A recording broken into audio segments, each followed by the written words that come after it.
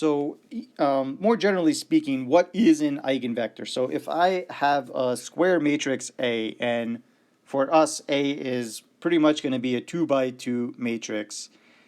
We talked about how we can find the eigenvalues, these scalar values lambda, by solving a characteristic equation. And so for each of these eigenvalues that we find, we say that v, the vector v, is its corresponding eigenvector if, when I multiply the matrix A times this vector v, it's equivalent to just multiplying that vector by this scalar lambda.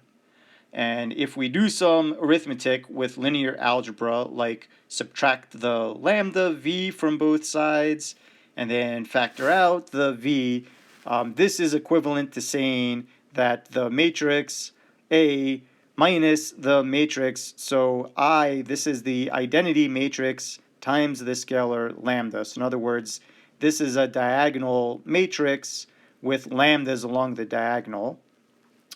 So what we would want to check is to see whether this matrix, what vector v, when I multiply this matrix times v, gives me the 0 vector. Okay, so let's take a look at an example and break down the steps that we can use to find eigenvalues. Some of you may be taking linear algebra right now or recently have taken it and might be very good at doing these sorts of things. But if you haven't seen this before, let's kind of walk through this an example. So here we've got a matrix A, 2 by 2 matrix A. So if we want to find the eigenvectors, the first thing we need to do is know what the corresponding eigenvalues are. So for that first step, I'll just write it up here. What we would want to do is say that this characteristic equation P lambda is the determinant, is equal to the determinant of the matrix that I get when I subtract lambda from the diagonal entries and don't do anything to the off-diagonal entries. So I would take the determinant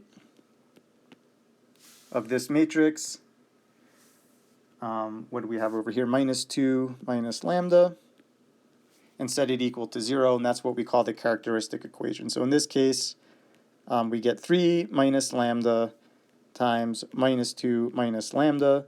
We set that equal to 0. And so here we've got eigenvalues of 3 and minus 2. So this is stuff that we talked about last time. Okay, so now for each of these values, in this case 3 and minus 2, we're going to find the corresponding eigenvector.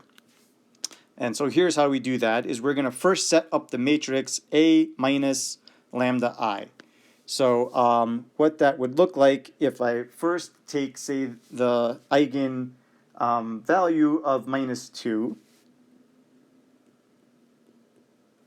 Then I'm going to take the matrix A, which was 3, 10, 0, minus 2, and then subtract from that the identity matrix times lambda. So in other words, that's going to be the matrix that has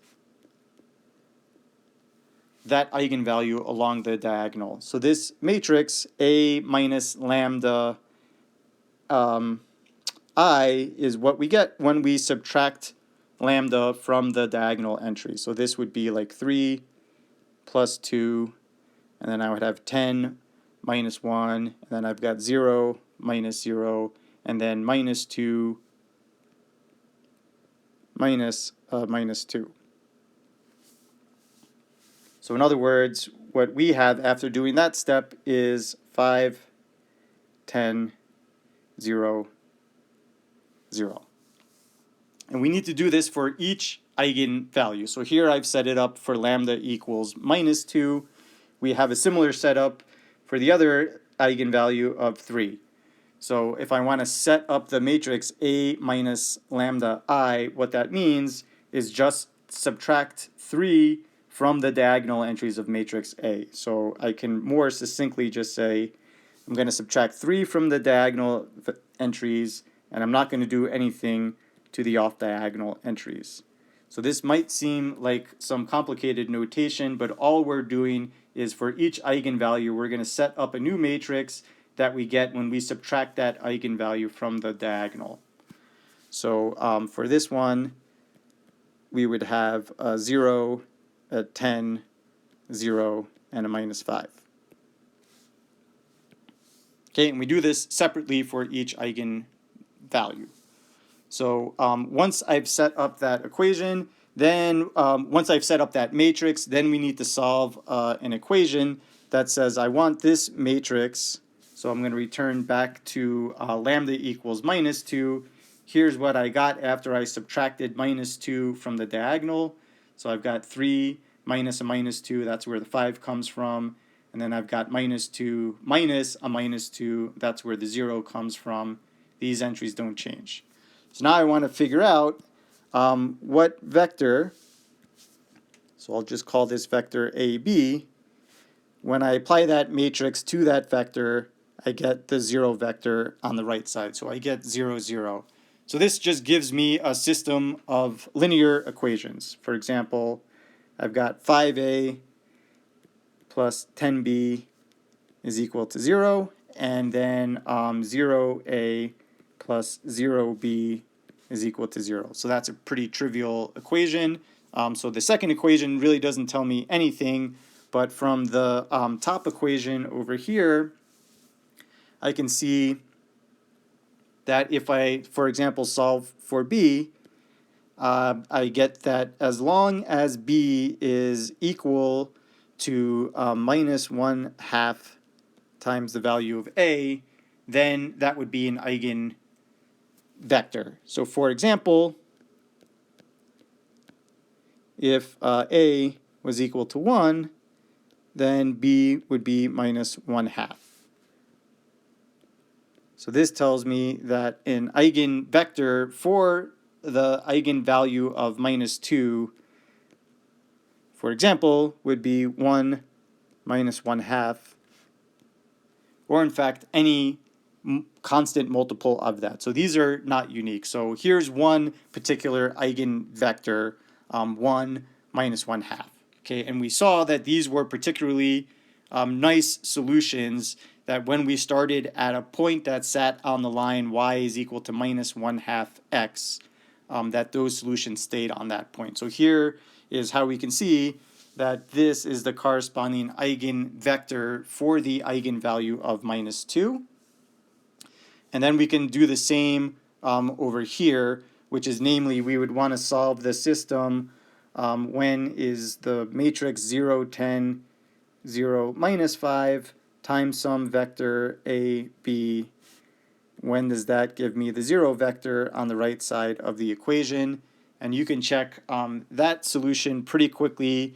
We would be able to see that, for example, solving 0a plus 10b is equal to 0 would tell us that b has to equal 0, but a can be arbitrary.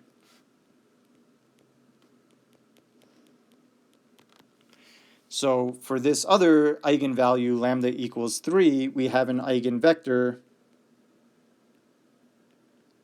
that says, well, a could be anything, such as 1, but we know that the corresponding value for b must be 0. And so this is consistent when we saw that, for example, solutions that start with a y value of 0 are going to always have a y value of 0. And so here we can see, here's one eigenvector for the eigenvalue 3. So that's how we, generally speaking, can find the eigenvectors corresponding to each eigenvalue for a matrix. And then we talked about what these things tell me about the phase plane dynamics and how we can express our general solutions in vector form.